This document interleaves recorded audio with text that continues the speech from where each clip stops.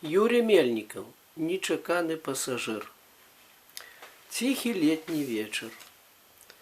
По проспекте Францишка Скорины у бок городского аэропорта рухаецца маршрутны аўтобус. На прыпынку побач з політэхнічным універсітэтам натоўп людзей увальваецца ў велізарны салон, імкнецца авалодаць зручнымі пасадачнымі крэсламі. Разам з імі заскоквае маленькі чорны сабачка і хутка хаваецца пад фатэль.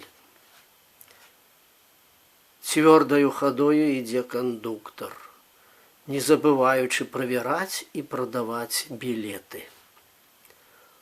Уважлівы позірк жанчыны спыняецца на новым пасажыры, які, высалапіўшы язык, глядзіць на месцічаў, шукаючы ў іх падтрымкі.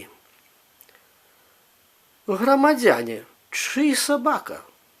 Цікавіцца кандуктар.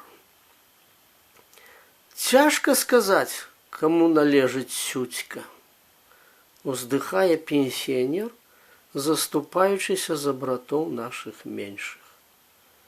Ці знойдзецца добраахвотнік, які аплаціў бы праезд свойскай жывёліны, працягвае кабета.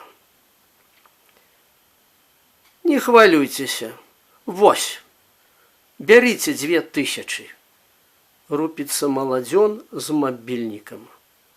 Не выкідаць жа сабачку за борт.